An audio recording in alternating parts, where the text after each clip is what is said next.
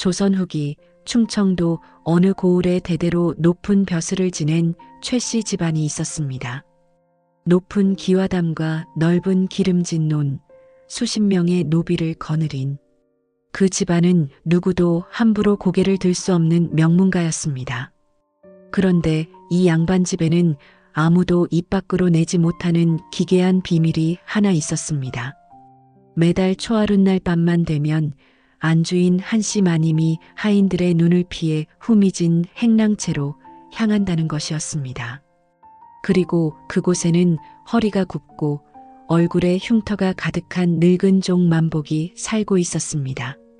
며느리 소희는 어느 날 밤 우연히 그 광경을 목격했습니다. 대갓집 마님이 늙은 종의 방에 들어가 문을 잠그는 모습을 말입니다. 소희는 두 사람이 남몰래 부정한 관계를 맺고 있다고 생각했습니다. 그러나 문틈으로 들여다본 방 안의 광경은 소희의 상상을 완전히 뒤엎었습니다. 마님은 만복의 앞에 무릎을 꿇고 있었습니다. 그리고 만복은 떨리는 손으로 마님의 머리 위에 칼을 겨누며 말했습니다. 내 아비가 빼앗아간 내 이름을 돌려다오.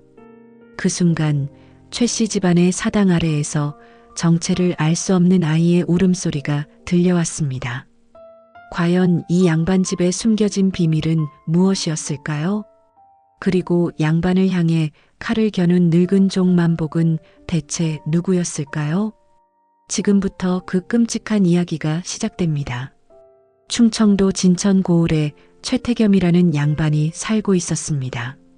최태겸은 젊은 시절 과거에 급제하여 현감을 지냈고 지금은 벼슬에서 물러나 고향에서 수백 맞이기의 논밭을 관리하고 있었습니다. 사람들은 그를 최참판이라 불렀습니다. 비록 정식 참판 벼슬까지 오른 적은 없었지만 집안의 위세가 워낙 대단하여 누구도 그 호칭을 문제 삼지 않았습니다.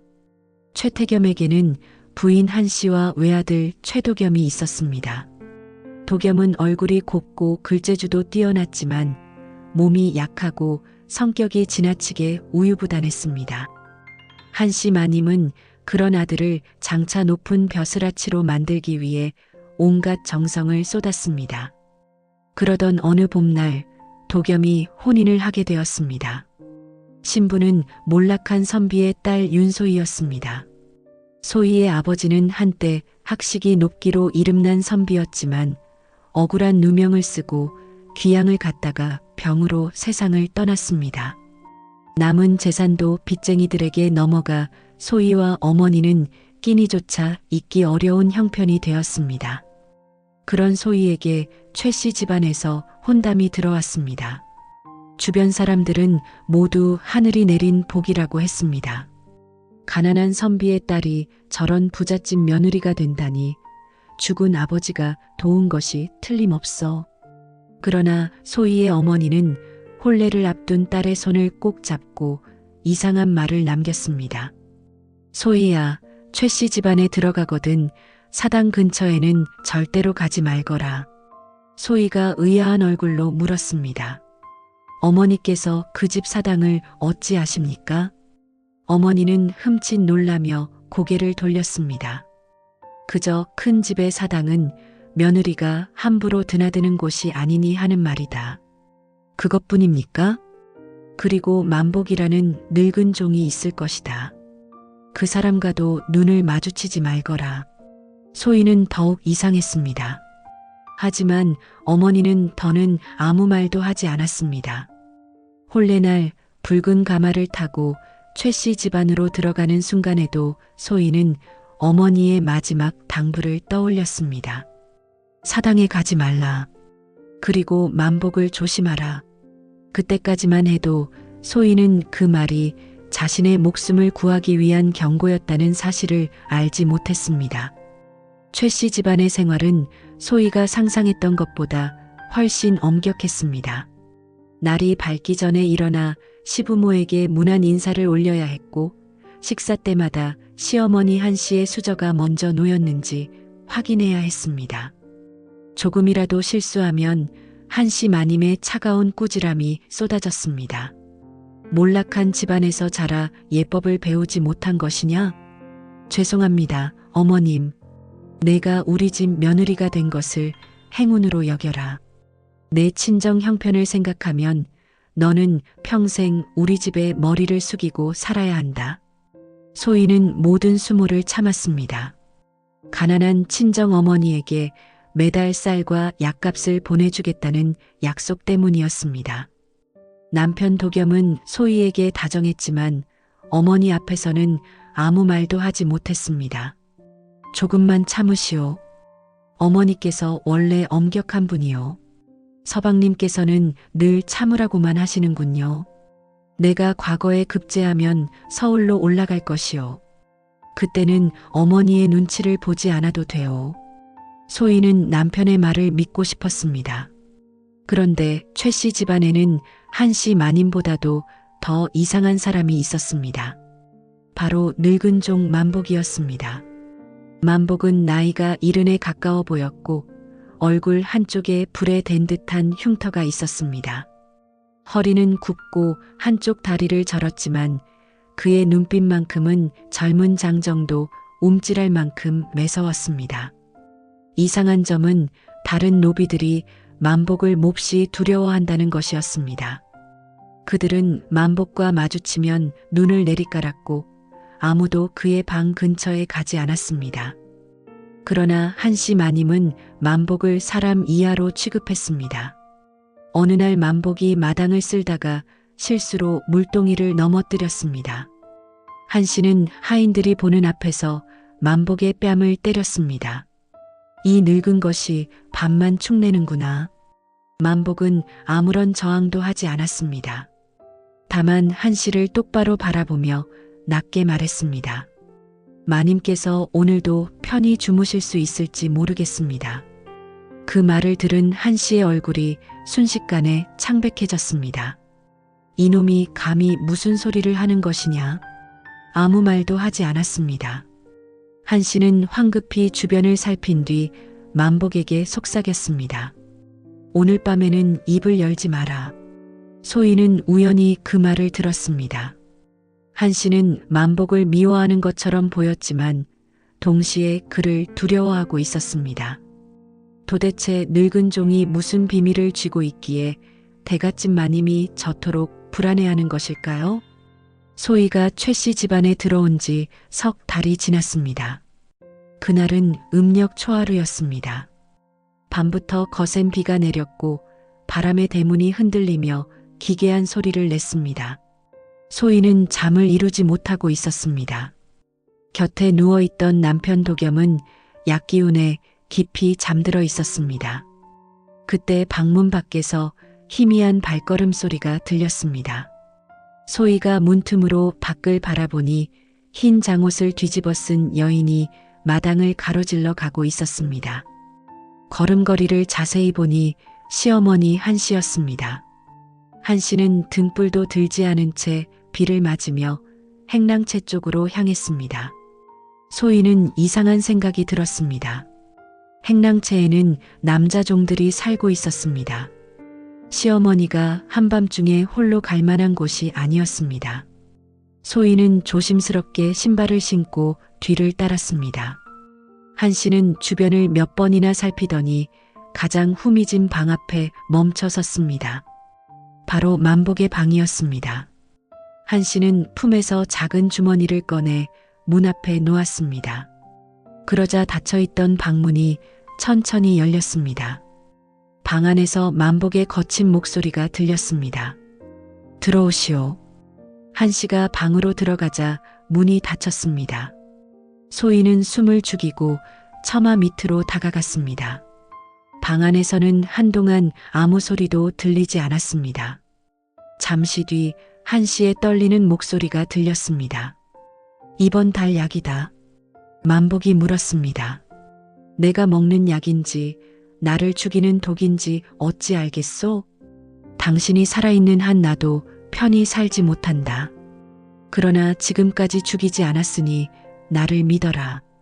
죽이지 않은 것이 아니라 죽이지 못한 것이겠지.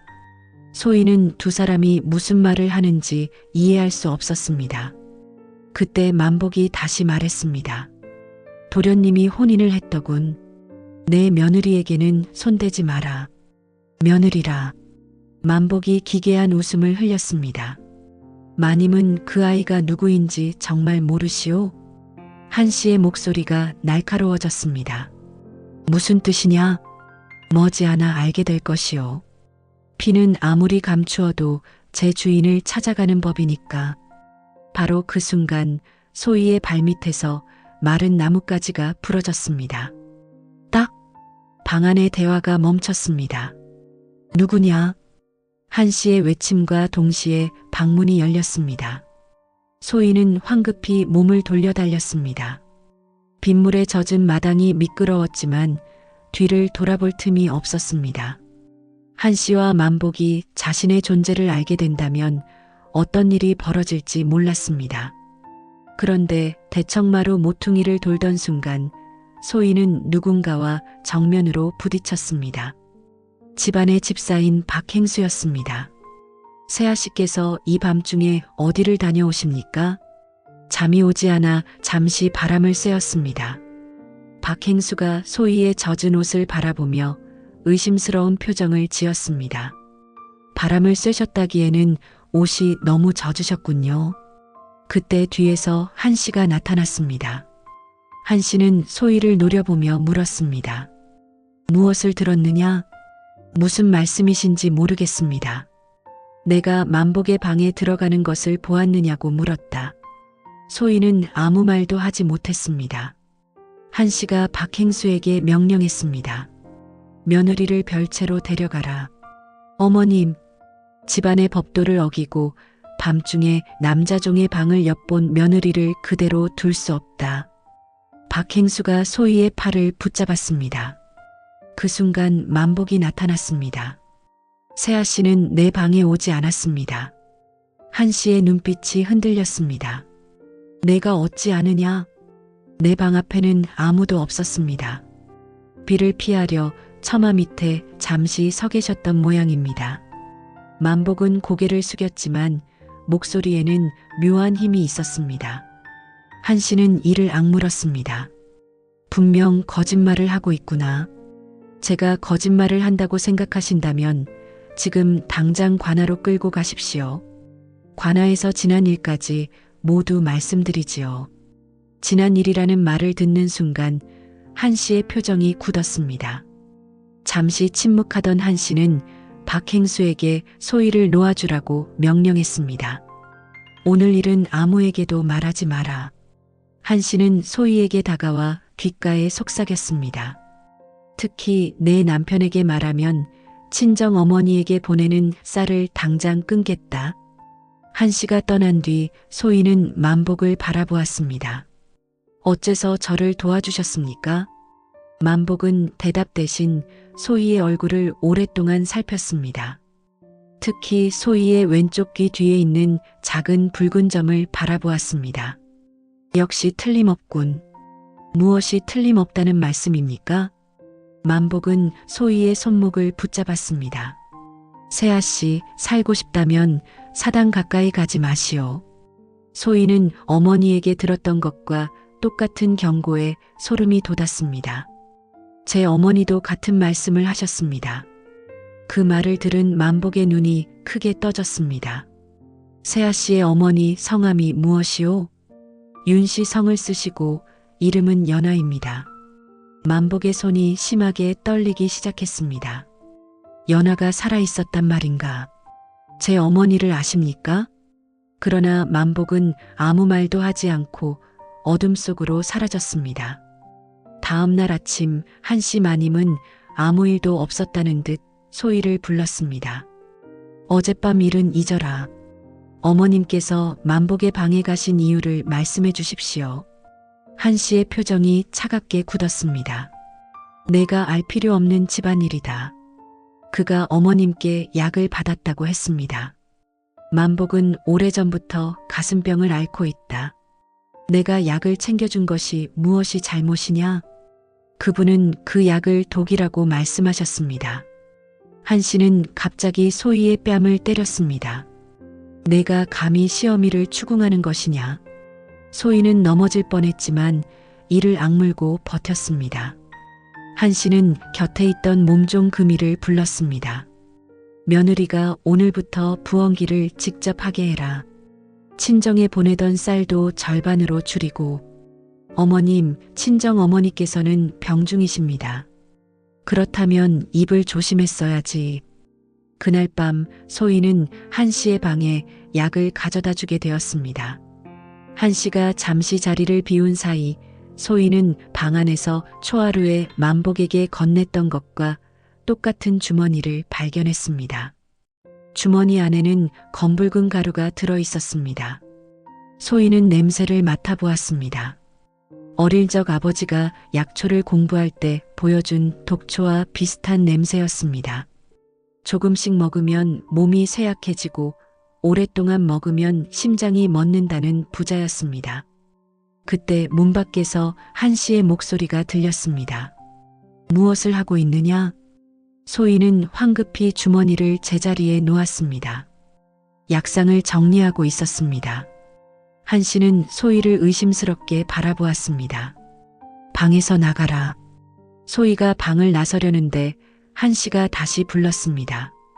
소희야. 소희가 돌아보자 한 씨가 싸늘하게 웃었습니다.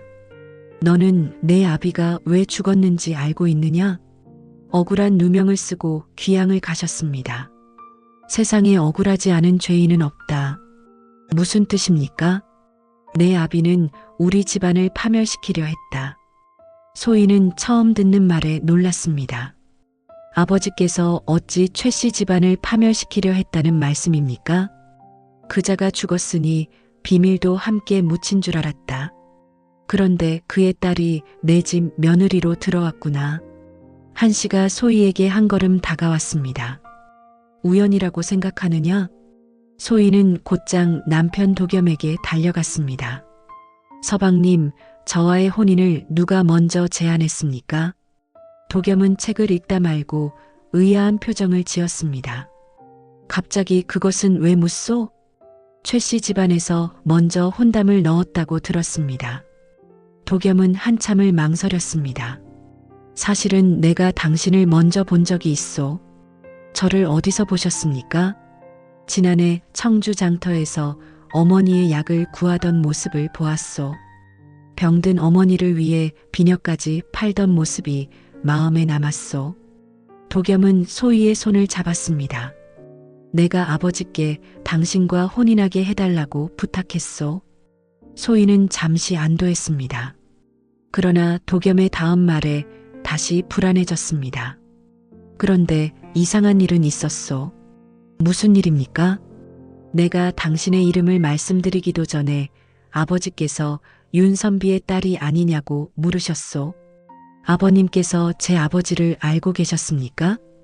두 분은 젊은 시절 함께 공부한 사이였다고 들었소. 그 순간 방문 밖에서 기침 소리가 들렸습니다. 시어머니 한 씨가 문 앞에 서 있었습니다. 도겸아, 약 먹을 시간이다. 한 씨는 소희를 보며 날카롭게 말했습니다. 며느리는 나가 있거라. 소희가 방에서 나오자 한 씨가 안에서 문을 잠갔습니다. 소희는 문틈 가까이 귀를 댔습니다. 도겸아, 내 아내를 가까이 하지 마라. 어머니, 무슨 말씀이십니까? 그 계집의 아비는 우리 집안의 원수였다. 이미 죽은 사람입니다. 원수의 씨앗은 죽여 없애지 않으면 언젠가 뿌리를 내리는 법이다. 소희는 아무것도 모릅니다. 그러니 내가 과거에 급제할 때까지만 데리고 있어라. 그 뒤에는 내가 알아서 처리하겠다. 소희는 입을 틀어막았습니다. 자신과의 혼인은 사랑으로 시작된 것이었지만 시부모에게는 다른 목적이 있었던 것입니다. 그날 밤 도겸은 소희에게 아무 말도 하지 않았습니다. 소희도 자신이 들은 사실을 말하지 않았습니다. 두 사람 사이에는 처음으로 깊은 침묵이 생겼습니다. 며칠 뒤 소희는 새벽에 이상한 소리를 듣고 잠에서 깨어났습니다. 응애, 응애. 분명 갓난아이의 울음소리였습니다. 소희는 자리에서 일어나 주변을 살폈습니다. 최 씨 집안에는 갓난아이가 없었습니다. 울음소리는 뒷마당 쪽에서 들려왔습니다. 소희가 소리를 따라가 보니 집안의 사당 앞에 도착했습니다. 사당 문은 굳게 잠겨 있었습니다. 그런데 울음소리는 사당 안쪽에서 계속 들려왔습니다. 응애. 소희가 문고리를 잡는 순간 누군가 뒤에서 손목을 붙잡았습니다. 만복이었습니다. 가지 말라고 하지 않았소? 안에서 아이가 울고 있습니다. 아이 울음소리가 아니오. 저도 아이 울음소리쯤은 압니다. 저 소리를 따라 들어간 사람은 살아서 나오지 못하오. 만복은 품에서 낡은 염주를 꺼내 사당문에 걸었습니다. 그러자 신기하게도 울음소리가 멈췄습니다. 소희는 만복에게 물었습니다. 사당 안에 무엇이 있습니까? 죽은 자들의 이름이 있지. 사당이라면 당연히 조상들의 위패가 있겠지요. 그 집 조상이 아닌 자들의 이름도 있소. 소희가 만복의 앞을 막아섰습니다. 제 어머니를 어떻게 아십니까? 만복의 얼굴이 어두워졌습니다. 연하는 오래전 이 집의 몸종이었소.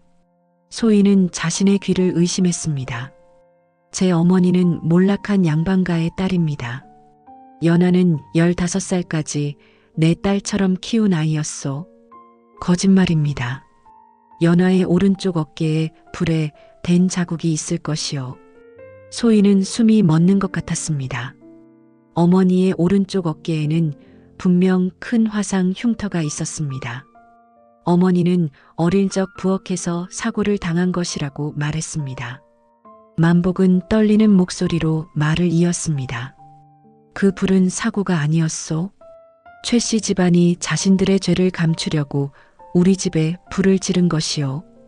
우리 집이라니요? 지금 세아 씨가 서 있는 이 땅은 원래 최 씨 집안의 것이 아니었소. 만복은 사당을 바라보았습니다. 전부 내 것이었소. 만복은 소희를 자신의 방으로 데려갔습니다. 방 안에는 낡은 이불과 작은 책상 외에는 아무것도 없었습니다. 그런데 만복이 바닥에 판자를 들어 올리자 그 아래에서 오래된 나무 상자가 나왔습니다. 상자 안에는 반쯤 불에 탄 족보 한 장과 깨진 옥패가 들어 있었습니다. 옥패에는 강문수라는 이름이 새겨져 있었습니다. 만복이라는 이름은 최 씨 집안에서 붙인 노비 이름이요. 그렇다면 진짜 성함은 강문수입니까? 만복은 천천히 고개를 끄덕였습니다. 내 아버지는 이 고을에서 가장 많은 땅을 가진 사람이었소. 흉년이 들 때마다 곡식을 풀어 백성들을 살렸고 양반과 천민을 가리지 않고 사람을 대했지.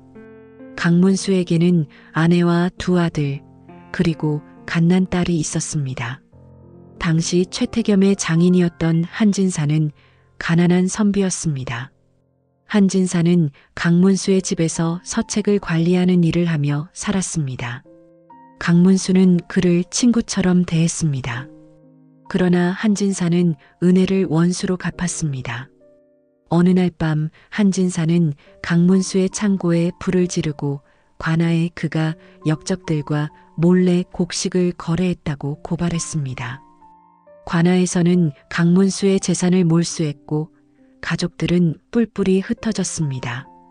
한진사는 위조된 문서를 이용해 강씨 집안의 땅과 집을 차지했습니다. 그 집이 바로 지금의 최씨 집안이었습니다. 그렇다면 최씨 집안은 처음부터 이 집의 주인이 아니었군요. 그렇소. 어째서 관아에 알리지 않으셨습니까? 증거가 없었소. 족보는 불탔고 내 가족들은 모두 죽었다고 들었소. 나는 목숨만 건져 노비로 팔려갔지. 만복은 깨진 옥패를 쓰다듬었습니다. 몇십 년 뒤 나는 노비로 이 집에 다시 들어왔소. 언젠가 증거를 찾기 위해서였지. 그 증거가 사당에 있습니까? 사당 아래에 한진사가 감춰둔 문서가 있을 것이요. 어떤 문서입니까?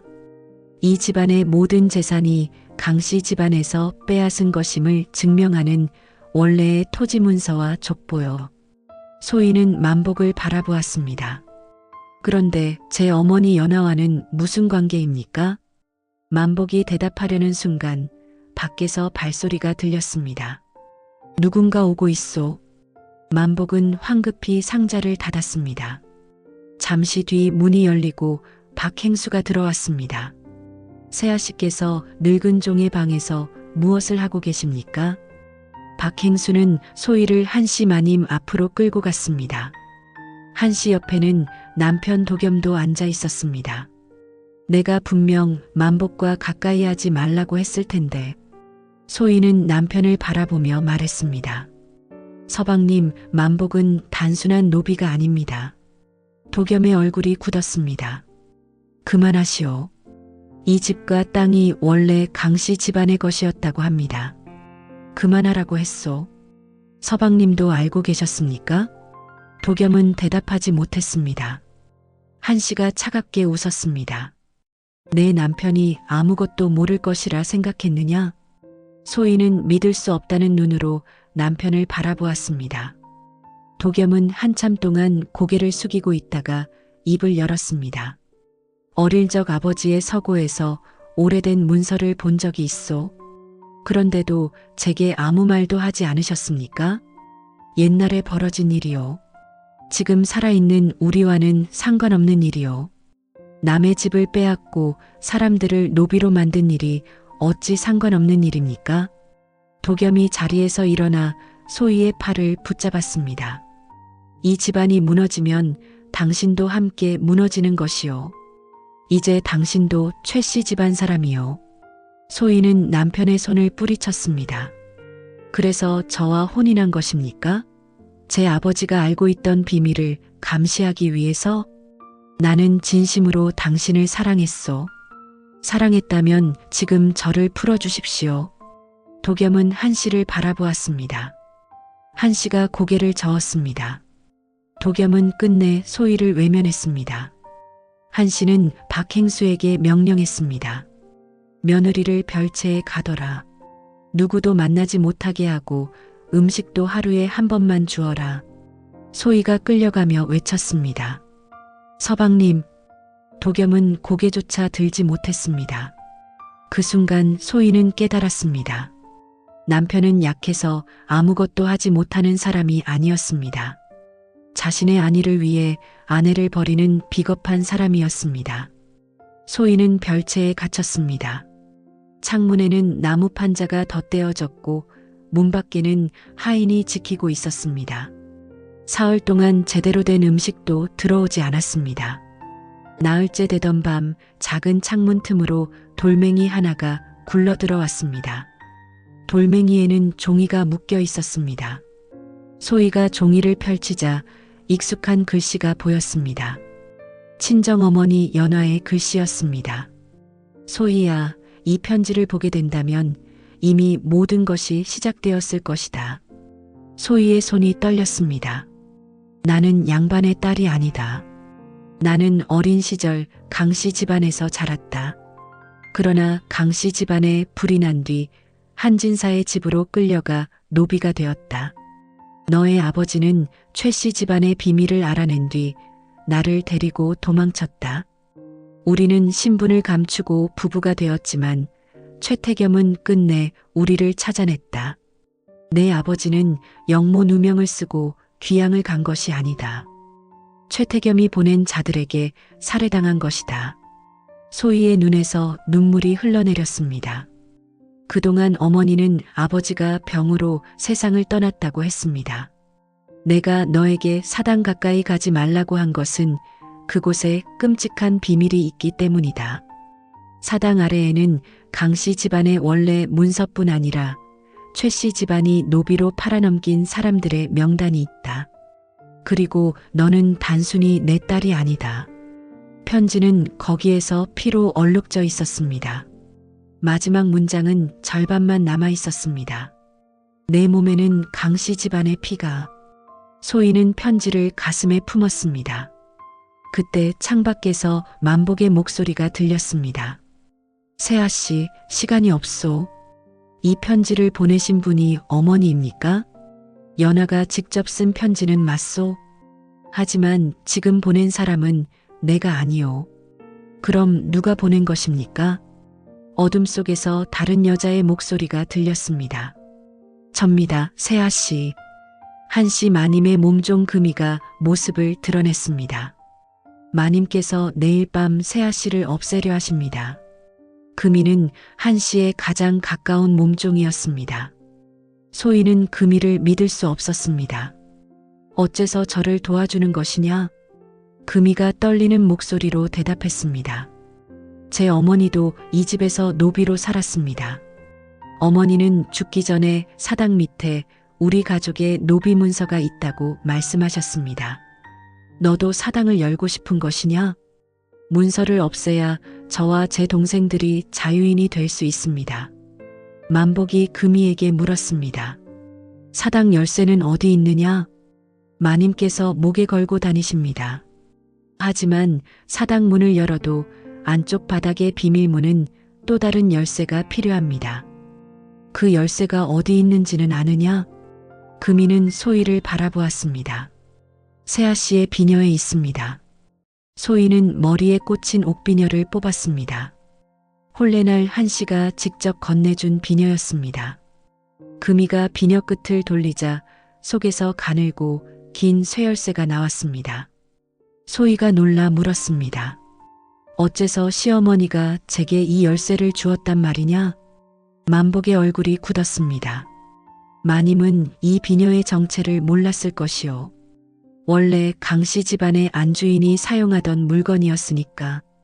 그렇다면 이 비녀는 어떻게 최씨 집안에 들어왔습니까? 집을 빼앗던 날 훔친 것이겠지. 바로 그때 멀리서 종소리가 울렸습니다. 새벽을 알리는 종이었습니다. 만복이 말했습니다. 내일은 초하루요. 금이의 얼굴이 창백해졌습니다. 초하룻날 밤이면 마님께서 또 만복 어르신의 방으로 갈 것입니다. 소희는 결심했습니다.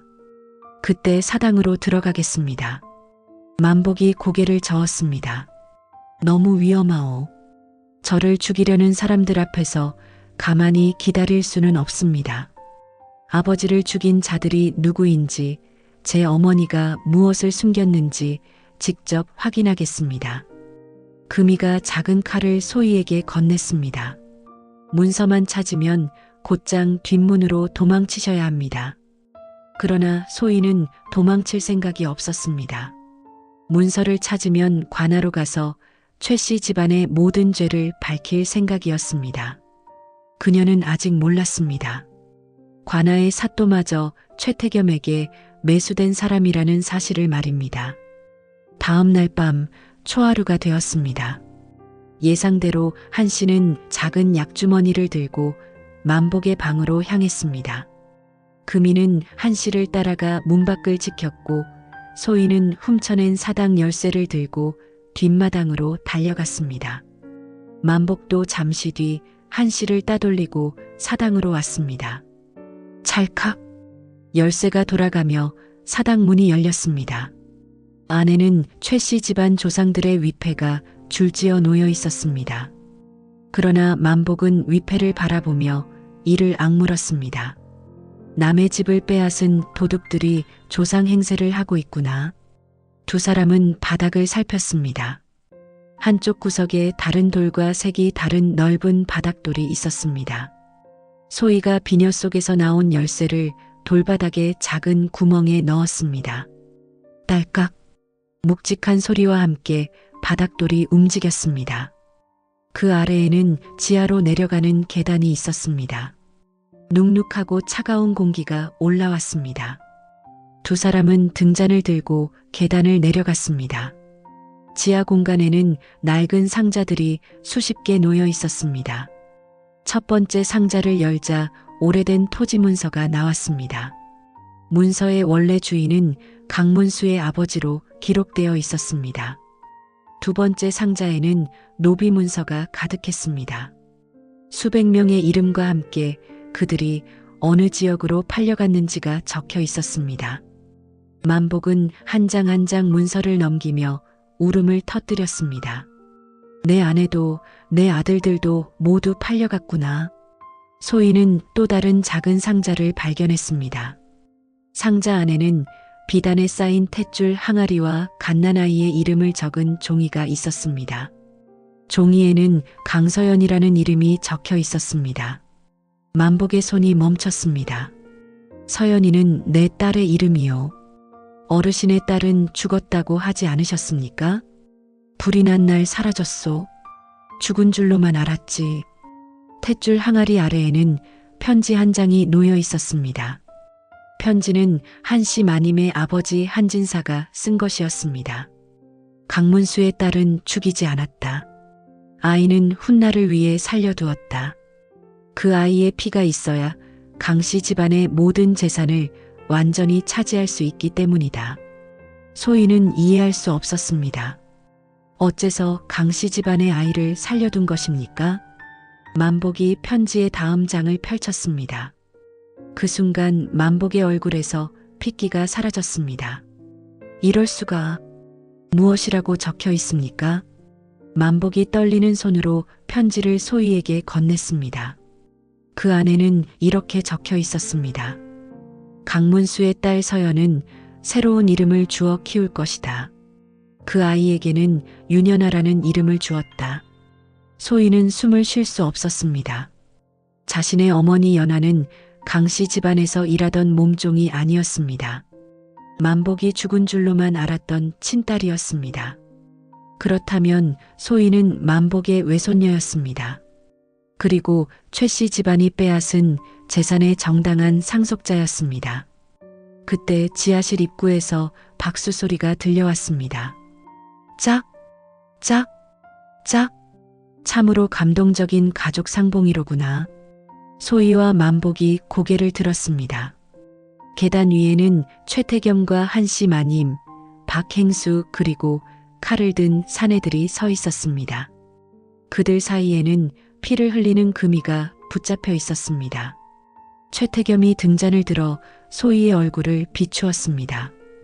윤선비의 딸인 줄만 알았더니 강씨 집안의 마지막 핏줄이었군. 한씨가 만복을 노려보며 말했습니다. 내가 매달 독을 먹였는데도 질기게 살아남았구나. 소희는 시어머니를 바라보았습니다. 역시 그 약은 독이었군요. 한씨는 차갑게 웃었습니다. 조금씩 죽어가게 만들 생각이었다. 갑자기 죽으면 사람들이 의심할 테니까. 만복이 앞으로 나섰습니다. 아이에게는 손대지 마라. 최태겸이 칼을 뽑았습니다. 내가 이 순간을 얼마나 기다렸는지 아느냐? 강씨 집안의 마지막 핏줄이 제 발로 무덤에 들어왔구나.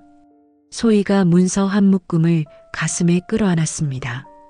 이 증거를 없앤다고 진실까지 사라지는 것은 아닙니다. 사라지고 말고. 최태겸이 부하들에게 손짓했습니다. 사내들이 기름통을 들고 지하실로 내려왔습니다. 오늘 밤 사당에 불이 날 것이다. 늙은 종이 집안의 재물을 훔치려다 며느리와 함께 불에 타 죽은 것으로 만들면 그만이지. 사내들이 문서 상자에 기름을 붓기 시작했습니다. 그 순간 지하 깊은 곳에서 다시 갓난아이의 울음소리가 들려왔습니다. 응애, 응애. 이번에는 소희도 만복도 분명히 들었습니다. 최태겸과 한씨의 얼굴이 동시에 창백해졌습니다. 저 소리가 어째서 또 들리는 것이냐? 최태겸의 손이 떨렸습니다. 만복은 지하실 가장 안쪽의 벽을 바라보았습니다. 벽 너머에서 누군가가 손톱으로 돌을 긁고 있었습니다. 극적, 극적. 그리고 벽 너머에서 늙은 여인의 목소리가 들려왔습니다. 문을 열어라. 한씨 마님은 비명을 지르며 뒤로 물러났습니다. 저 여자는 분명 30년 전에 죽었어. 소희가 물었습니다. 누가 저 안에 있는 것입니까? 만복이 믿을 수 없다는 표정으로 벽을 바라보았습니다. 내 아내다. 최태겸이 다급히 소리쳤습니다. 모두 죽여라. 지금 당장 저들을 죽여. 칼을 든 사내들이 소희와 만복을 향해 달려들었습니다. 바로 그 순간 굳게 막혀있던 지하실 벽이 무너져 내렸습니다. 먼지 속에서 긴 백발을 늘어뜨린 여인이 나타났습니다. 여인의 손에는 피 묻은 노비 문서가 들려 있었습니다. 그리고 그 뒤에는 죽은 줄 알았던 사람들이 쇠사슬을 찬 채 서 있었습니다. 여인은 최태겸을 노려보며 말했습니다. 내 아비가 지은 죄를 이제 내 목숨으로 갚을 차례다. 소희가 놀라 만복을 바라보았습니다. 만복은 무릎을 꿇고 울부짖었습니다. 부인, 지하실 안에서 날카로운 칼날이 번뜩였습니다. 그리고 다음 순간 한 사람의 비명이 사당 전체를 뒤흔들었습니다. 대체 지하벽 뒤에 갇혀있던 사람들은 누구였을까요? 만복의 아내는 어떻게 30년 동안 살아남았을까요? 그리고 소희의 남편 도겸은 최 씨 집안과 강 씨 집안 중 누구의 피를 이어받은 사람이었을까요? 더욱 끔찍한 진실은 이제부터 시작됩니다. 사당 지하실의 벽이 굉음과 함께 무너져 내렸습니다. 돌가루와 흙먼지가 자욱하게 퍼졌고 그 틈 사이로 긴 백발을 늘어뜨린 늙은 여인이 모습을 드러냈습니다. 여인은 해진 옷차림의 맨발이었지만 눈빛만큼은 살아있는 사람들 중 가장 독했습니다.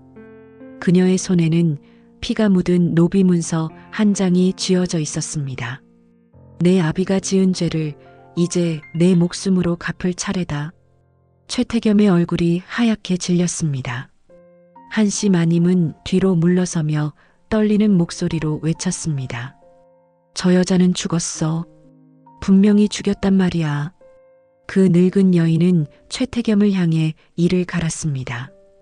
죽이긴 무엇을 죽여. 너희는 우리를 죽이지도 못하고 살리지도 못한 채 이 어둠 속에 가둬두었지. 그녀의 뒤로 쇠사슬에 묶인 사람들이 줄줄이 모습을 드러냈습니다. 초췌한 노인, 겁에 질린 여인, 한쪽 다리를 저는 사내, 얼굴에 상처가 가득한 하인들까지 모두 오래전 세상에서 사라진 사람들처럼 보였습니다. 소희는 숨을 삼켰습니다. 이 사람들이 다 살아있었단 말입니까?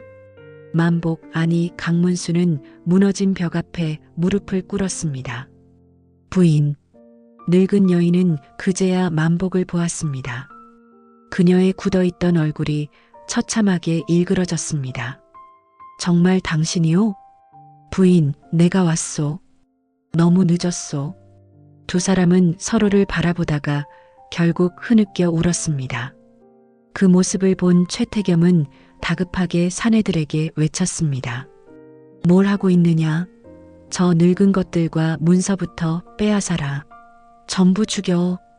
칼을 든 사내들이 계단을 타고 내려왔습니다. 순간 백발의 여인이 손에 쥔 문서 뭉치를 흔들며 외쳤습니다. 움직이면 이 문서부터 불에 던지겠다. 이 안에는 내 놈들 집안이 훔친 땅과 사람들의 이름이 전부 적혀 있다. 최태겸은 주춤했습니다. 그 짧은 틈에 소희가 문서 상자를 품에 끌어안았고 만복은 옆에 있던 등잔을 집어들었습니다. 한 발자국만 더 오면 이 지하실을 불바다로 만들겠소. 한씨는 이를 악물었습니다. 저 늙은 종이 감히. 그러나 그 순간 계단 위에서 누군가의 목소리가 울렸습니다. 멈추십시오. 모두가 동시에 고개를 들었습니다. 거기에는 얼굴이 새파랗게 질린 채 서 있는 도겸이 있었습니다. 그는 지하실 안의 광경을 보고 두 눈을 의심했습니다. 사당 아래 비밀 감옥, 수십 년간 감춰진 사람들, 피 묻은 문서, 그리고 자신이 믿어온 부모의 잔혹한 얼굴. 도겸의 입술이 떨렸습니다. 대체 여기서 무슨 짓을 벌이고 있는 것입니까? 그 물음에 아무도 선뜻 대답하지 못했습니다. 그러나 진짜 지옥은 바로 그 다음 순간부터 시작되었습니다. 도겸이 지하실 안으로 내려오자 백발의 여인이 천천히 몸을 일으켰습니다. 그녀는 강문수의 아내이자 본래 이 집의 안주인이었던 강씨 부인이었습니다. 도련님, 아니 최 씨 집안 자식이라 불린 내가 이제 와서 이곳을 묻는구나. 도겸은 떨리는 목소리로 물었습니다. 이곳은 무엇입니까? 강 씨 부인은 최태겸과 한 씨를 노려보며 말했습니다. 이 집의 진실이 묻힌 무덤이다. 그녀는 낮고 쉰 목소리로 30년 전의 일을 꺼냈습니다. 강문수의 집이 불타던 밤 한진사와 최태겸은 강 씨 집안 사람들을 모두 죽였다고 세상에 알렸습니다. 그러나 실제로는 죽이지 않았습니다. 죽이는 대신 입을 열면 안 될 사람들만 골라 사당 및 비밀 감옥에 가둬두었습니다. 불이 나던 날 살아남은 하인들, 토지 문서의 진짜 주인을 알고 있던 필사공, 강 씨 집안의 살림을 맡았던 여인들, 그리고 강문수의 아내까지. 그들은 세상에서 사라진 사람들처럼 취급되었고 낮도 밤도 없는 지하에서 수십 년을 버텨야 했습니다. 왜 죽이지 않고 가두기만 했소? 만복이 물었습니다. 강 씨 부인이 비터하게 웃었습니다. 죽으면 끝이니까. 저들은 우리가 살아서 고통받는 걸 원했지. 그리고 필요할 때마다 한 사람씩 끌어내 거짓 장부를 쓰게 했고 도장을 찍게 했고 입을 벌리지 못하도록 다시 이 아래에 쳐넣었지. 소희의 눈가가 붉어졌습니다. 그럼 이 안에서 아이 울음소리도 들렸던 것은? 강 씨 부인이 한숨처럼 말했습니다. 이 안에서 아이도 태어났으니까. 모두가 얼어붙었습니다. 갇힌 여인들 중 하나가 이곳에서 아이를 낳았고 그 아이는 세상 햇빛 한 번 보지 못하고 죽었다. 그래서 초하룻밤만 되면 저 아래에서 아직도 아이 우는 소리가 들린다고들 했지. 한 씨가 악에 받친 목소리로 외쳤습니다. 그만 입 닥쳐라. 미친 노파의 헛소리를 누가 믿겠느냐. 그러나 강 씨 부인은 품속에서 녹슨 작은 금속패를 꺼냈습니다. 그것은 강 씨 집안의 문장과 함께 사당 지하실을 설계한 목수의 이름이 새겨진 패였습니다. 이것도 헛소리냐? 그녀는 또 다른 문서를 펼쳤습니다. 그리고 이것은 너희가 우리를 끌고 내려온 날짜와 이름을 몰래 적어둔 명단이다. 내 놈들이 우리를 잊은 줄 알았느냐? 우리는 하루도 너희를 잊지 않았다. 최태겸의 눈빛이 흔들렸습니다. 그 순간 소희는 깨달았습니다. 이 싸움은 단순히 땅 문서 하나의 문제가 아니었습니다. 이 집은 처음부터 끝까지 피와 비명 위에 세워진 집이었습니다. 그리고 이제 그 비명이 지하에서 땅 위로 올라오고 있었습니다. 지하실의 공기는 점점 숨막히게 무거워졌습니다. 강 씨 부인은 피 묻은 문서 뭉치 속에서 오래된 산실 기록 하나를 꺼냈습니다. 이제 가장 더러운 진실을 말해주마. 한 씨의 얼굴이 사색이 되었습니다. 그 문서는 안 돼. 그러나 강 씨 부인은 한 씨의 비명을 무시하고 또렷하게 읽어내려갔습니다. 계집아이 강서연. 불난 뒤 살아남아 윤연아라 이름 바꿔 최 씨 집안 몸종으로 둠. 소희는 숨을 멈췄습니다. 어머니 윤연아는 정말로 만복에 잃어버린 딸이었습니다. 그런데 강 씨 부인의 손이 다음 장으로 넘어갔을 때 지하실 안에 있던 모두의 운명이 뒤집혔습니다. 윤연아 19 되던 해 산실에 들어감. 사내 아이 1명 출산. 소희의 눈이 커졌습니다. 도겸도 얼어붙었습니다. 강 씨 부인은 문서를 든 채 떨리는 목소리로 마지막 줄을 읽었습니다. 산실에서 갓난아이 빼앗아 한 씨 마님이 친자로 삼음. 순간 지하실 안이 완전히 정적에 잠겼습니다. 도겸의 얼굴에서 피가 빠져나갔습니다. 무슨 말입니까? 소희도 뒤로 비틀거렸습니다. 설마. 강 씨 부인이 도겸을 똑바로 바라보았습니다. 내가 바로 그 아이다.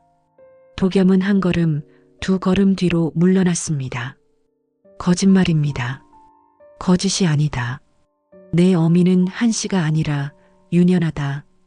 한 씨가 미친 듯이 소리쳤습니다. 입 닥쳐. 다 입 닥치란 말이다. 최태겸이 한 씨를 붙잡았지만 이미 늦었습니다. 소희는 몸을 부들부들 떨며 한 씨를 바라보았습니다. 그럼 저는 강 씨 부인이 고개를 돌려 소희를 보았습니다. 너는 윤연아가 나중에 윤선비와 도망쳐 낳은 딸이다.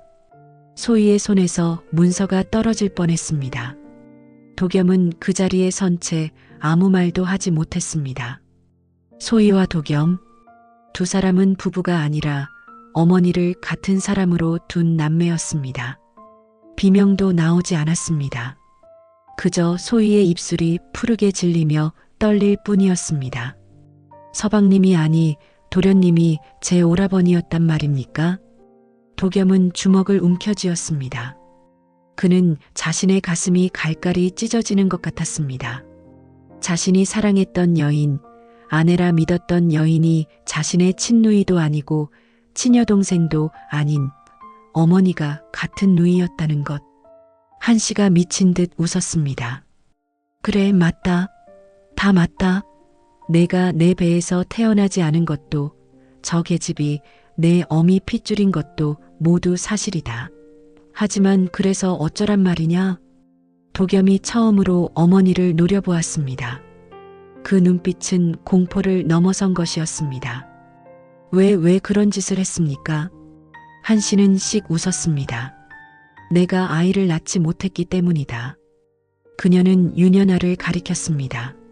저 계집은 강씨 핏줄이었고 그 피가 있어야 이 집 재산을 완전히 삼킬 수 있다고 했다. 내 외조부 한진사가 그러더구나. 그래서 저 계집이 낳은 아이를 빼앗아 내가 키웠다. 너는 내 아들이 아니라 내 욕심이 낳은 아이였다. 도겸은 끝내 무릎을 꿇고 말았습니다. 소희는 눈물을 흘리며 벽을 짚었습니다. 이 집은 사람을 죽인 것만이 아니라 사람의 혈육과 이름과 인생까지 모조리 바꿔놓은 지옥이었습니다. 지하실 안에서 가장 오래 침묵하던 사람은 도겸이었습니다. 한 씨는 무너져 있는 그를 향해 다가갔습니다. 도겸아, 정신 차려라. 피가 무슨 상관이냐? 지금까지 널 키운 건 나다. 내가 누릴 모든 것도 이 집안이 준 것이다. 도겸은 천천히 고개를 들었습니다. 그의 눈은 더 이상 예전의 나약한 도련님의 것이 아니었습니다. 제가 누린 것이 이런 피 위에 세워진 것이었습니까? 그래도 너는 내 아들이다. 아닙니다. 도겸은 한마디 한마디 끊어 말했습니다. 저는 당신의 아들이 아닙니다. 최태겸이 버럭 소리쳤습니다. 이런 상황에서 내 놈이 감히. 그러나 도겸은 아버지라 불러왔던 남자를 향해서도 차갑게 말했습니다. 제 친어머니를 능욕하고 제 누이를 제게 혼인시킨 자를 이제와 어떻게 아버지라 부릅니까? 한 씨가 이를 갈았습니다. 그 계집을 죽이면 모든 것이 다시 제자리로 돌아간다. 그 말이 끝나자마자 도겸이 벌떡 일어났습니다. 또 사람을 죽여 덮으려 하십니까? 그는 재빨리 옆에 있던 사내의 칼을 빼앗아 소희 앞을 가로막았습니다. 아무도 소희에게 손대지 마시오. 소희는 놀란 눈으로 도겸을 보았습니다. 도겸은 눈물을 머금은 채 낮게 말했습니다. 이제야 내가 지켜야 할 사람이 누구인지 알았습니다. 최태겸이 손짓하자 칼든 사내들이 한꺼번에 달려들었습니다. 만복과 강씨 부인, 갇혀있던 사람들까지 몸을 일으켜 저항했습니다. 혼란 속에서 한 사내의 칼날이 도겸의 어깨를 깊게 스쳤습니다. 피가 튀었습니다. 소희가 비명을 질렀습니다. 도겸 도련님. 도겸은 피를 흘리면서도 물러서지 않았습니다. 그는 소희를 향해 외쳤습니다. 문서를 챙기시오. 저것만 있으면 이 지옥을 끝낼 수 있소. 강씨 부인이 무너진 벽 틈에서 밖으로 이어지는 좁은 통로를 가리켰습니다. 저리로 나가면 사당 뒤편으로 이어진다. 그 순간 지하실 입구에서 금이의 목소리가 울렸습니다. 불이야, 윗사람들이 사당에 불을 질렀어요. 모두가 위를 올려다보았습니다. 천장 틈으로 연기가 스며들기 시작했습니다. 최태겸은 광기 어린 얼굴로 웃었습니다. 좋다. 다 함께 타 죽어라. 문서도 사람도 진실도 전부. 이제 남은 것은 탈출이냐 몰살이냐 뿐이었습니다. 사당 위로 불길이 치솟기 시작했습니다. 한 씨와 최태겸은 지상으로 빠져나가려 했고 지하에 갇혀있던 사람들은 살기 위해 무너진 벽 틈으로 몰려들었습니다. 연기와 비명, 돌 무너지는 소리로 지하실은 순식간에 아수라장이 되었습니다. 금이는 지하실 입구까지 기어내려와 소리쳤습니다. 이쪽으로 나오세요. 뒤뜰 쪽 문을 열어놨어요. 만복은 강씨 부인을 부축했고 소희는 가슴에 문서 상자를 끌어안았습니다. 도겸은 피를 흘리는 어깨를 붙잡고 맨 뒤에서 칼을 휘두르며 추격해오는 사내들을 막아냈습니다. 박행수가 소희를 덮치려던 순간 금이가 등을 밀어 넘어뜨렸습니다. 세아씨, 빨리 가세요. 그러나 박행수는 곧바로 일어나 금이의 목을 조르려 했습니다. 금이는 마지막 힘을 다해 그의 얼굴에 모래를 뿌렸고 그 틈에 만복이 들고 있던 나무 토막으로 박행수의 머리를 내리쳤습니다. 박행수는 비명을 지르며 쓰러졌습니다. 그 사이 지하에 갇혔던 사람들은 하나둘 지상으로 빠져나왔습니다. 그들을 본 하인들과 마을 사람들은 놀라 얼어붙었습니다. 죽은 줄 알았던 사람들이 왜 사당에서 나와? 저들이 누구야? 대체 이 집에서 무슨 일이 벌어진 거야? 사당 지붕은 불길에 휩싸였고 최태겸은 뒤늦게 상황이 심상치 않음을 깨달았습니다.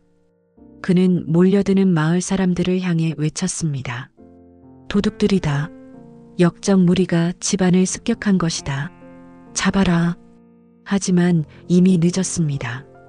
사람들 눈앞에는 화염 속에서 기어나온 쇠사슬 찬 사람들, 피 묻은 노비 문서, 그리고 최씨 집안 사람들을 향해 울부짖는 노파와 늙은 종이 있었습니다. 숨기려던 진실이 사람들 눈앞에 너무 크게 드러나 버린 것입니다. 강씨 부인이 타들어가는 사당을 보며 중얼거렸습니다. 30년 만에 드디어 이 집이 제 꼴을 드러내는구나. 그러나 최태겸과 한 씨는 끝까지 포기하지 않았습니다. 그들은 도망치는 척하다가 먼저 관아로 향했습니다. 소희와 만복보다 먼저 관아에 손을 써서 모든 증거를 거짓으로 만들어버릴 생각이었습니다. 소희는 이를 깨닫고 말했습니다. 우리가 먼저 관아로 가야 합니다. 도겸이 힘겹게 숨을 몰아쉬며 고개를 들었습니다. 아니요, 그 사또는 이미 저자들에게 매수됐소. 그럼 어찌해야 합니까? 도겸은 입술을 깨물었습니다. 살아있는 증인들을 모아야 하오. 그리고 우리 어머니, 아니 윤연아를 찾아야 합니다. 이제 진실을 입으로 말해줄 사람은 그분뿐이요. 하지만 그 순간 멀리서 관아 군졸들의 북소리가 들려왔습니다. 이미 적은 움직이고 있었습니다. 해가 밝기도 전에 관아 앞마당은 사람들로 가득 찼습니다. 최태겸은 이미 사또 앞에 무릎을 꿇고 있었습니다. 물론 그 무릎은 죄인의 것이 아니라 억울한 피해자인 척 꾸미기 위한 몸짓이었습니다. 사또 날이 집안에 미천한 종만복이 역모를 꾸미며 사당에 불을 지르고 사람들을 선동하였습니다. 제 며느리까지 꿰어 함께 도망치게 했사옵니다. 한 씨는 옆에서 흐느끼는 척을 했습니다. 저희 도련님 도겸이도 다쳐 죽을 뻔하였사옵니다. 사또는 고개를 끄덕이며 심드렁하게 말했습니다. 증인은 있느냐? 최태겸은 곧장 박행수를 내세웠습니다.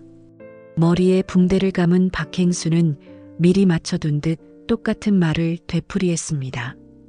예, 소인이 모두 보았사옵니다. 만복이 오랫동안 집안 재산을 노리고 사람들을 꿰어왔습니다.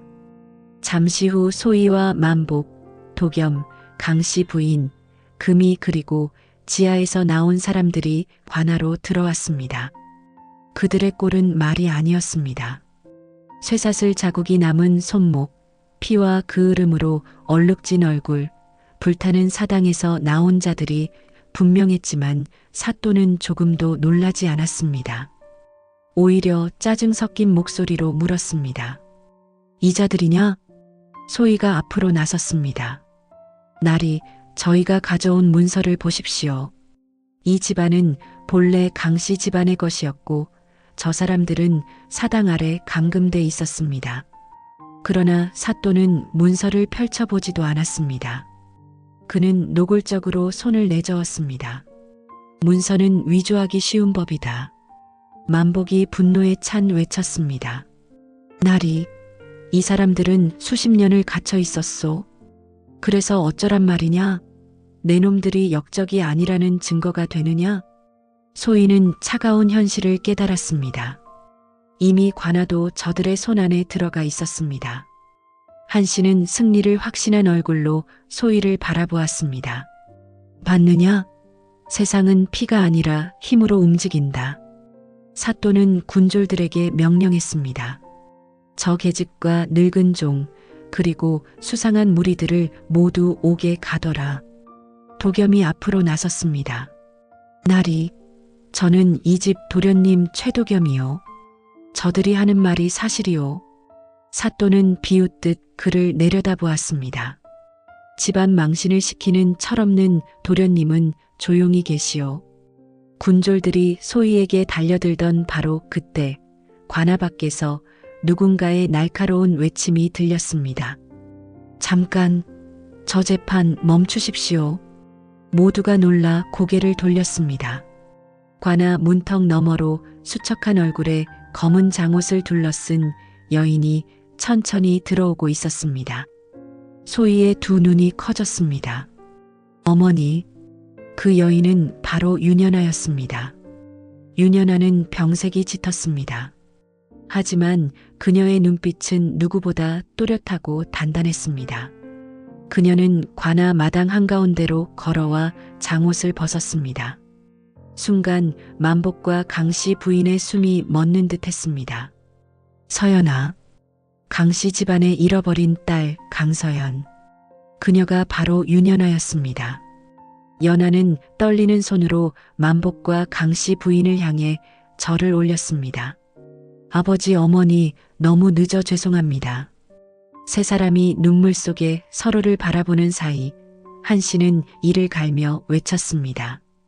저 계집은 죽었어야 했어. 연아는 한 씨를 똑바로 바라보았습니다. 그래서 제 남편도 죽이셨지요. 그녀는 품에서 또 하나의 편지를 꺼냈습니다. 이것은 제 남편 윤선비가 죽기 전 남긴 자필 진술서입니다.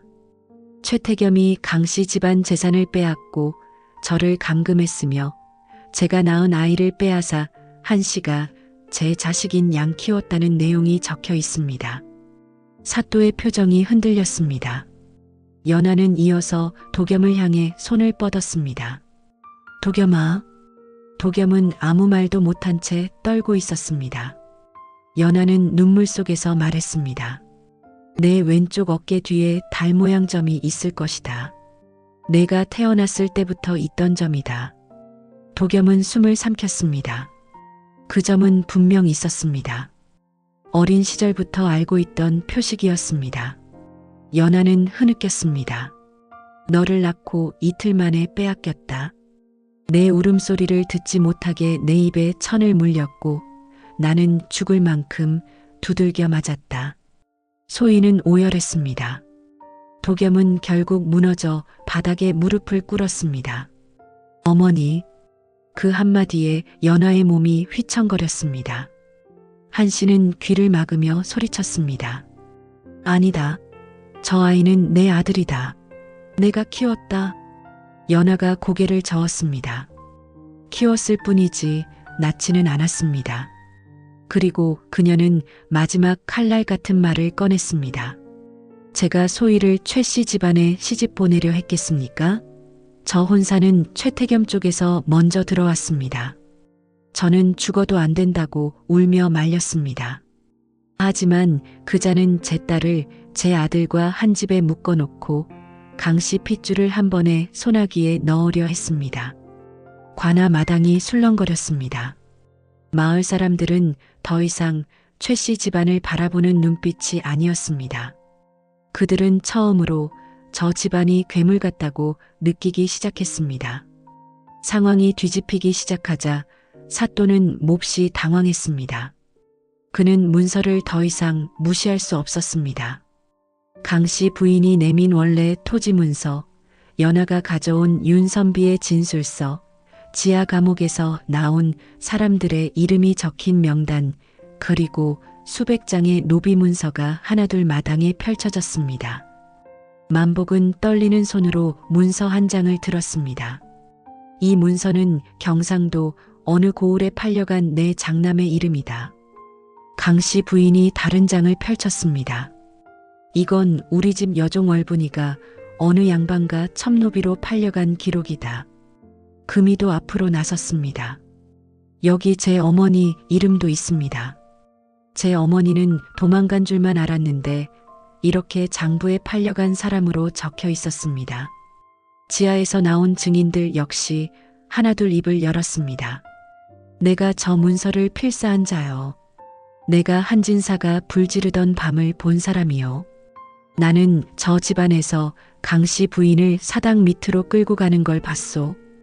증언이 쌓일수록 최태겸과 한씨의 얼굴은 점점 사색이 되었습니다.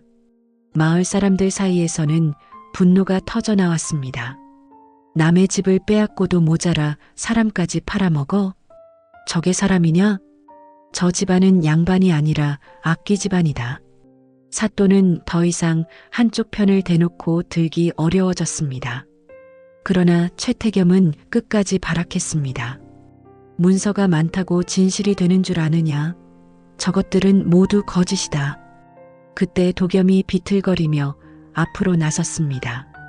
그는 붕대로 어깨를 감싼 채 군중 앞에 섰습니다.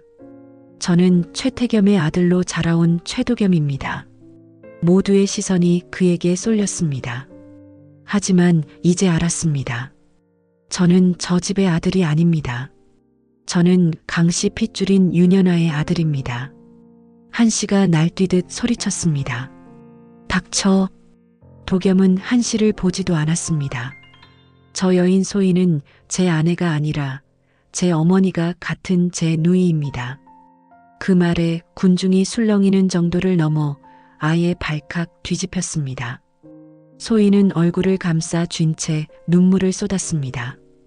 도겸은 울먹이면서도 말을 멈추지 않았습니다. 이 혼사는 처음부터 함정이었습니다. 강씨 핏줄 둘을 한 집에 가두고 진실이 드러나기 전에 없애려 했던 것입니다.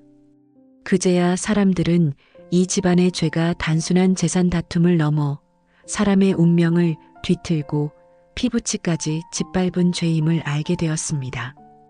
최태겸은 처음으로 완전히 궁지에 몰린 표정을 지었습니다. 하지만 괴물은 구석에 몰릴수록 더 흉악해지는 법이었습니다. 사람들의 분위기가 자신들에게 완전히 등을 돌렸음을 깨달은 한씨는 미친 듯이 웃기 시작했습니다. 그 웃음은 사람의 것이 아니었습니다. 그래, 다 끝났구나. 하지만 나만 끝날 줄 아느냐? 그녀는 소매 속에서 작은 약주머니를 꺼냈습니다. 소희가 눈을 크게 떴습니다. 바로 만복에게 조금씩 먹였던 그 독이었습니다. 한씨는 군중이 미쳐 말릴 틈도 없이 금이에게 달려들어 그녀의 목을 붙잡았습니다. 문서를 내놓지 않으면 이 계집부터 죽인다. 금이는 숨이 막혀 버둥거렸습니다. 도겸이 앞으로 나서려 하자 한씨는 악에 받쳐 외쳤습니다. 오지 마. 내가 누구 아들인지 알게 되었어도 난 너를 키운 년이다. 그런데 내가 나를 버려? 도겸은 울부짖듯 말했습니다. 당신은 사람을 키운 것이 아닙니다. 죄를 키웠습니다. 최태겸은 이 틈에 슬그머니 뒤로 빠지려 했습니다. 그러나 강씨 부인이 그를 향해 외쳤습니다. 또 도망치려느냐? 만복이 최태겸에게 달려들었습니다. 두 늙은 사내는 마당 한복판에서 뒤엉켜 넘어졌습니다. 최태겸은 발악하며 소리쳤습니다. 다 한씨가 시킨 일이다. 아이를 빼앗은 것도, 연하를 가둔 것도, 독을 먹인 것도 모두 전현이 한 짓이다. 한씨는 눈이 뒤집혔습니다. 뭐라고? 사실이 아니냐? 내 욕심 때문에 여기까지 온 것 아니냐? 순간 한씨는 금이를 밀쳐내고 최태겸에게 달려들었습니다. 이제 와서 나 혼자 죄인이 되게 하겠다고? 그녀는 품에서 비녀를 뽑아 최태겸의 가슴을 향해 찔렀습니다. 최태겸은 비명을 지르며 쓰러졌습니다. 피가 터져나왔고 사람들은 일제히 숨을 삼켰습니다. 그러나 광기에 휩싸인 한씨는 거기서 멈추지 않았습니다. 그녀는 다시 독주머니를 뜯더니 스스로 입에 털어 넣었습니다. 도겸이 소리쳤습니다. 안 됩니다. 하지만 한씨는 이미 독을 삼킨 뒤였습니다. 입가에 검붉은 피가 배어나오는 가운데 그녀는 도겸을 바라보며 비틀거리듯 웃었습니다. 내가 못 가진 것을 누구도 갖게 할 수는 없지. 그리고 그 자리에 풀썩 무너졌습니다. 최태겸 역시 과다출혈로 숨을 몰아쉬고 있었습니다. 그는 마지막 순간까지 연하를 노려보다가 이를 갈았습니다. 강씨 집안이 다시 산다 해도 난 인정하지 않는다. 그러나 아무도 그의 말을 들어주지 않았습니다. 그의 시대는 이미 끝났기 때문입니다. 관아는 그날로 뒤집혔습니다. 사또는 처음엔 어떻게든 사건을 축소하려 했지만 마을 사람들 수십 명이 이미 모든 광경을 목격했고 지하에서 나온 증인만 해도 여럿이었습니다. 더욱이 불탄 사당 아래에서 발견된 비밀 감옥과 사슬, 장부, 원래 토지 문서까지 나왔으니 더는 덮을 수 없었습니다. 결국 사또는 상부에 급히 장계를 올릴 수밖에 없었습니다. 며칠 뒤 감사영에서 내려온 관리들이 사건을 다시 조사했고 최태겸 집안의 재산 상당수가 강씨 집안에서 불법으로 빼앗은 것임이 드러났습니다. 최태겸은 상처를 견디지 못하고 옥사하기 전 숨을 거두었습니다. 한씨 또한 독의 여독을 이기지 못한 채 며칠을 앓다가 눈을 감았습니다. 박행수는 위증과 강금 가담죄로 곤장을 맞고 유배형을 받았습니다. 최태겸과 한씨의 이름은 족보에서 지워졌고 최씨 집안은 공식적으로 몰락했습니다. 관아와 결탁했던 사또 역시 직위를 박탈당했습니다. 무엇보다 중요한 것은 수십 년간 팔려가거나 갇혀있던 사람들의 이름이 다시 사람들 앞에 불렸다는 점이었습니다. 노비 문서에 적혀있던 이름들 하나하나가 낭독되었고 살아남은 이들은 신분 회복을 인정받았습니다. 금이는 동생들과 함께 자유의 몸이 되었습니다. 강씨 부인은 사당 아래서 살아남은 사람들의 손을 하나씩 잡으며 울었습니다. 이제야 너희 이름을 사람들 앞에서 불러주는구나. 만복은 한참 동안 아무 말도 하지 못했습니다. 그저 하늘을 올려다보며 쉰 숨을 내쉬었습니다. 이제야 사람이 사람으로 돌아오는구나. 모든 일이 끝난 뒤 소희와 도겸은 한동안 서로를 마주보지 못했습니다. 둘 다 너무 큰 진실을 감당해야 했기 때문입니다. 어느 저녁 불의 반쯤 타버린 사당터 근처에서 도겸이 먼저 소희를 불렀습니다. 소희는 조용히 걸어와 조금 떨어진 곳에 섰습니다. 한참 동안 두 사람 사이에는 말이 없었습니다. 먼저 입을 연 것은 도겸이었습니다. 그날 당신을 처음 장터에서 보았을 때 이상하게 눈을 뗄 수가 없었소. 소희는 눈을 내리깔았습니다. 저도 서방님이 따뜻한 사람이라 믿었습니다.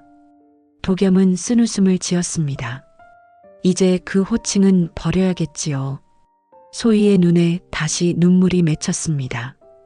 우리가 죄를 지은 것은 아니지요. 모르고 살았을 뿐인데 알고 있소. 하지만 그 사실이 더 아프오. 도겸은 무릎을 꿇었습니다. 소희야. 아니 누이. 그 한마디에 소희는 끝내 울음을 터뜨렸습니다. 도겸도 따라 울었습니다. 내 인생을 망쳐놓은 집안에서 내가 자랐고 그 안에서 너를 지켜주지 못했소. 용서해달라고 할 자격조차 없지만 그래도 미안하다. 소희는 천천히 그를 일으켜 세웠습니다. 오라버니 잘못이 아닙니다. 도겸은 눈물을 닦으며 말했습니다. 나는 이 집안의 이름을 버리려 하오. 더는 최도겸으로 살 수 없소. 어디로 가실 생각입니까? 먼 지방으로 떠나려 하오. 살아남은 사람들을 돕고 내가 모른 채 누렸던 죗값을 조금이라도 갚아야지. 소희는 한참 망설이다 고개를 끄덕였습니다. 가셔서 꼭 살아남으십시오. 그리고 언젠가 죄가 아닌 이름으로 다시 만나길 바랍니다. 도겸은 마지막으로 소희를 바라보았습니다. 그 눈빛에는 연정이 아니라 깊고 아픈 혈육의 정이 남아 있었습니다. 그래. 그때는 오라비로 웃으며 보자. 봄이 지나고 여름이 올 무렵 강씨 집안의 터는 조금씩 제 모습을 되찾기 시작했습니다. 불탄 사당은 허물고 그 자리에 작은 제단이 새로 세워졌습니다. 제단에는 강씨 조상들 이름뿐 아니라 이름 없이 팔려가고 갇혔던 사람들의 위패도 함께 모셔졌습니다. 소희는 매일 아침 그 제단 앞에 향을 올렸습니다. 윤연아는 오랜 병세 때문에 몸이 약했지만 잃어버린 부모 곁에서 조금씩 안정을 찾아갔습니다. 만복과 강씨 부인은 딸과 손녀가 곁에 있다는 사실만으로도 남은 생을 버틸 힘을 얻었습니다. 금이는 자유인이 된 뒤 동생들과 함께 집안일을 돕고 글을 배우기 시작했습니다. 어느 날 소희는 새로 정리된 뜰 한가운데 서서 하늘을 올려다보았습니다. 한때 자신이 남의 집 며느리라 믿었던 곳. 실은 자신의 피부치들이 피 흘리며 빼앗긴 집이었습니다. 연하가 다가와 소희의 손을 잡았습니다. 이제 내가 두려워할 것은 없다. 소희는 조용히 미소 지었습니다. 이 집이 제 것이어서가 아닙니다. 어머니. 그럼 이제야 제가 누구인지 알게 되었기 때문입니다. 그녀는 더 이상 최 씨 집안 며느리도 아니고 누군가의 소유물도 아니었습니다. 그녀는 강 씨 집안의 핏줄이자 수많은 억울한 이름들을 다시 세상 위로 끌어올린 사람이었습니다. 소희는 제단을 향해 천천히 절을 올렸습니다. 빼앗긴 이름들은 이제 제가 지키겠습니다. 멀리서 바람이 불어와 향 연기가 곱게 하늘로 올라갔습니다. 마치 오래전 억울하게 꺾인 사람들의 혼이 이제야 길을 찾은 것처럼. 그리고 그날 이후 사람들은 더 이상 그 집을 최씨 대감댁이라 부르지 않았습니다. 사람들은 말했습니다. 저곳은 다시 강씨 집이 되었다. 그러나 소희는 그 말 위에 조용히 한마디를 더 얹었습니다. 아니, 사람의 이름이 돌아온 집입니다.